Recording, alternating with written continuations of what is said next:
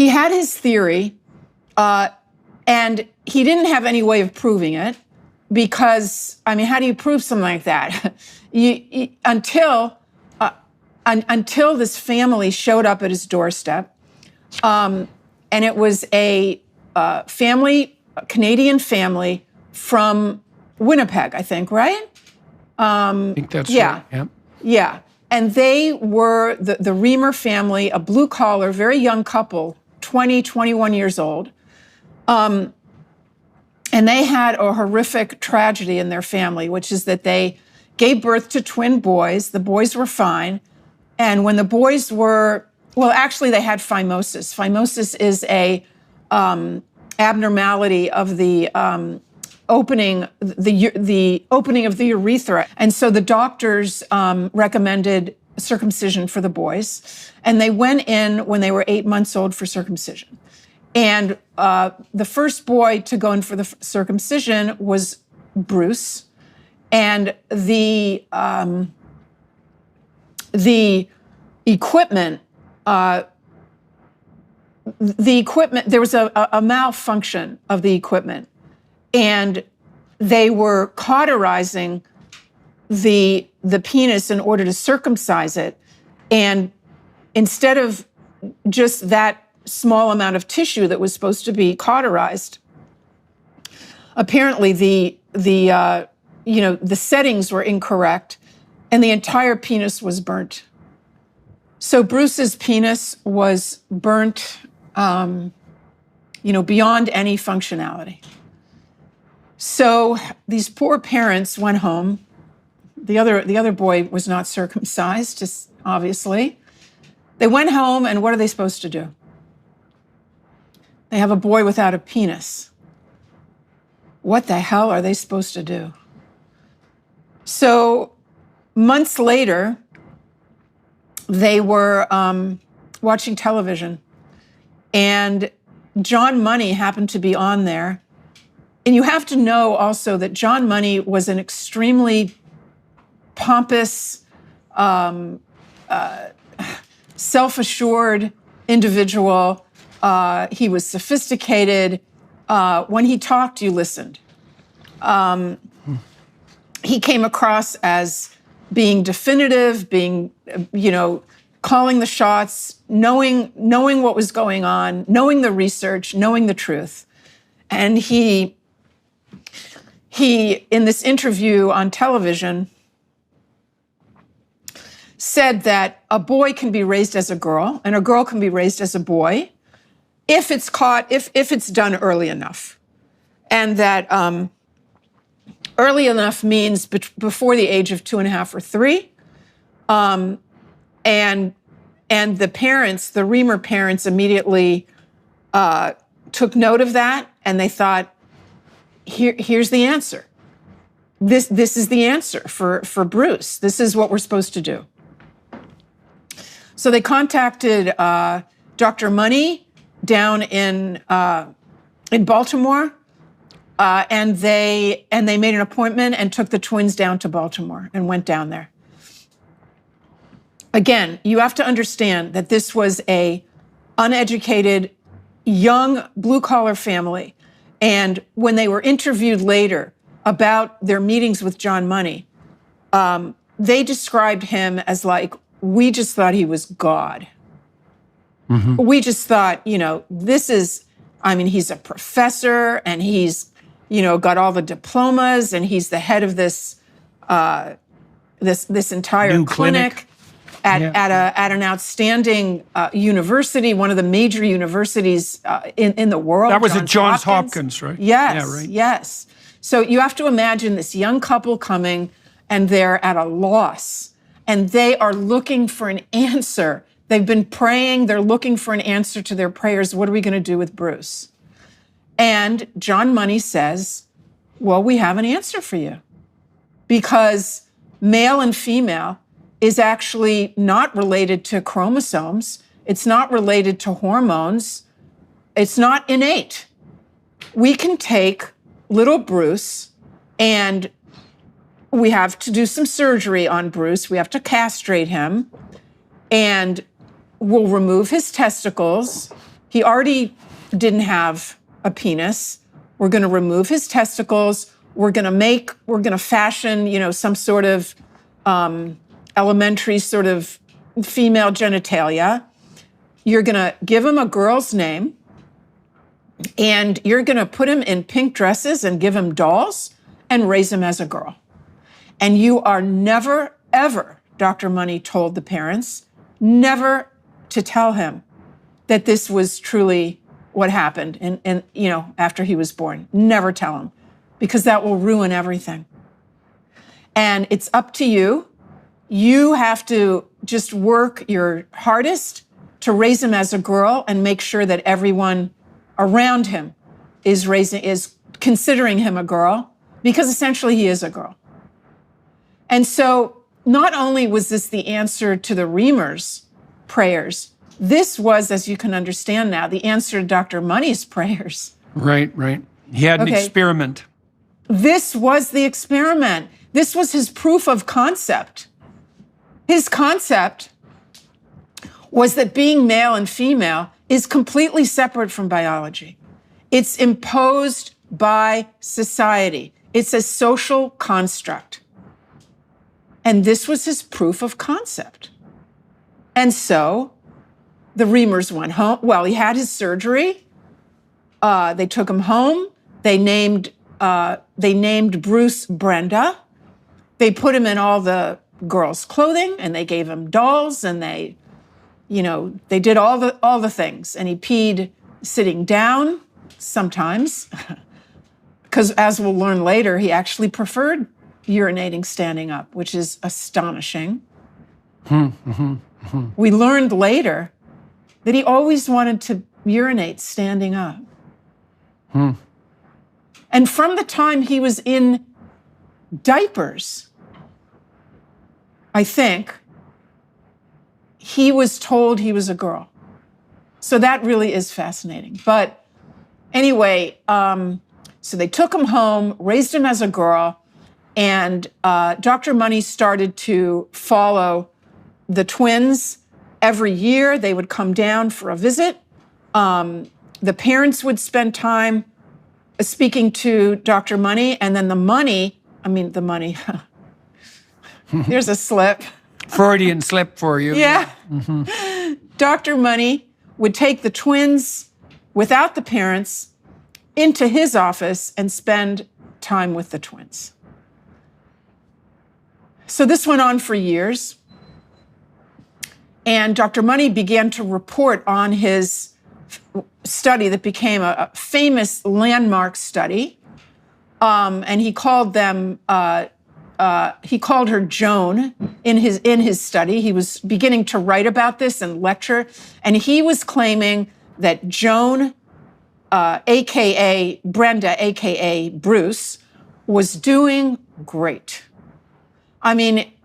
She was adjusting. She may be a bit of a tomboy. He would acknowledge that. But in every way, she was adjusting, and she was doing well with friends and with schools, and she liked playing with dolls, and she would mimic her mom. And he was giving this glowing report from year to year, and in his professional writing of his studies, his report, and he was giving talks, and he was getting, you might imagine, tremendous attention for this. You have to understand, this was by now maybe, the early 60s. This is feminism, okay? This is the sexual revolution. This is a time when society, or at least part of society, wanted nothing more to say that male and female is a social construct. And that in order to gain, full equality, women have to be considered the same as men. And, to have a study such as this study of John Money's, in which he was reporting that this baby who was XY, normal chromosomes, normal everything biologically, but is being successfully raised as a girl because he has a girl's name and girls and dresses and dolls and all, his entire society, his teachers and his grandparents and everyone is reinforcing the idea that he's a delicate girl who likes to cook and, is going to grow up to have babies. I mean, this was huge. Now, what happened is that this theory of John Money's was accepted over the decades. We didn't find out what really happened with the twins until decades later. And in the meantime, during those decades, his theory became doctrine.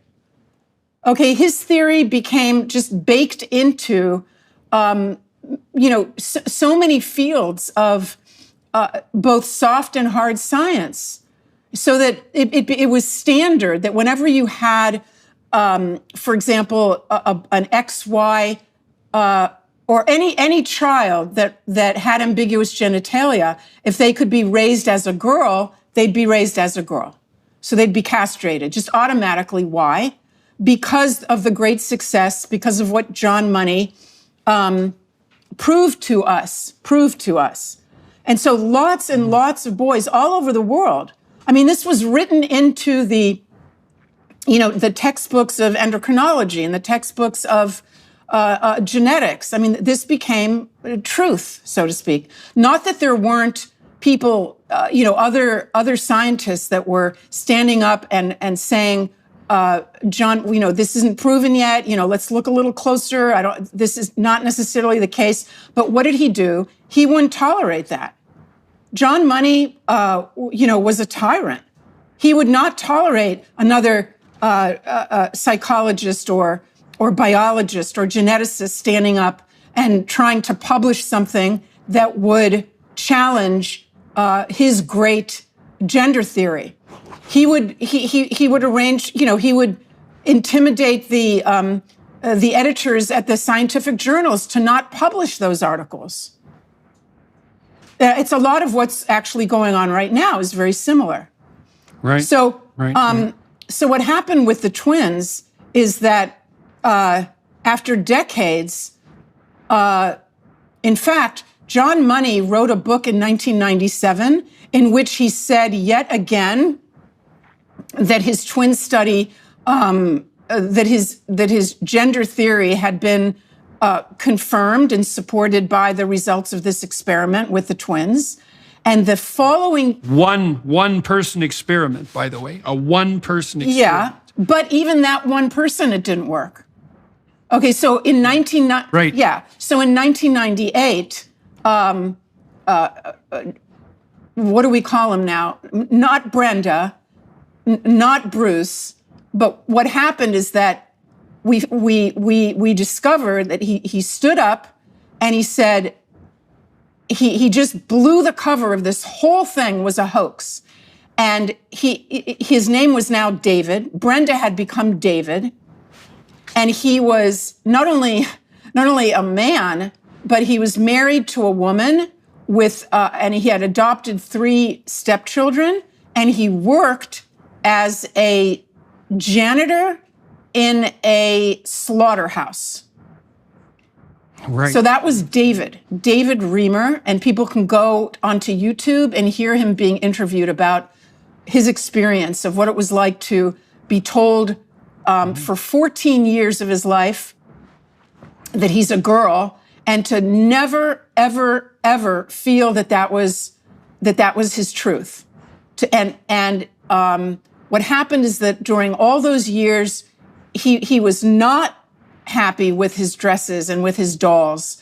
He wanted to go play with his brother's toys. He wanted to pee standing up. He wanted to, he was rough. He was so boyish and aggressive that kids called him cave woman. Okay, they made fun of him because the way that he walked and his gestures and his interests were all so masculine. and he was a miserable child, and the family was miserable. And on top of everything, when he was going back, when the family was going back for those yearly visits to Johns Hopkins with Dr. Money was sexually abusing those twins. Okay, how? He was forcing them to undress and to mimic sexual intercourse, and he would say, this is what men and women do together, and he would, humiliate them and show them pictures. And the point came, why did they stop going down to Johns Hopkins? The boys refused to go.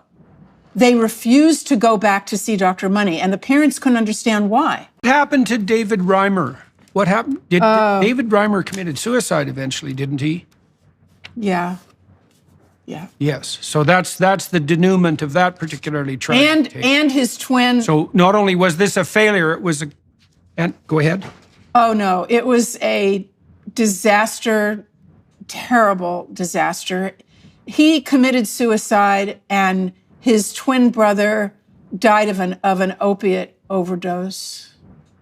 Before him, his twin died first. The entire family was, what kind of words? Traumatized. It's not enough.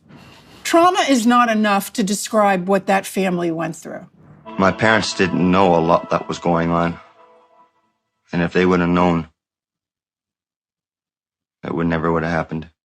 By me not saying anything, the medical community was under the impression that my case was a success story. And I was shocked when I heard that people thought that my case was a success story. So what we should point out here is that this experiment couldn't possibly have gone more cataclysmically wrong than it did. Right? Not only was what Money was saying was not true in the technical scientific sense, it was an anti-truth, and he falsified the data, and it culminated in the death of two people, the demolition of a family, and the perversion of an entire culture. That's John Money's legacy. And he never publicly acknowledged it. He never publicly acknowledged that the twins had, that one of the, I don't know what John Money died, I think, in 2006, and I think he had dementia. But when the book came out, and when John Colapinto's book came out that just exposed this whole calamity, there was nothing from John Money. He was still alive. He could have made a statement. Nothing.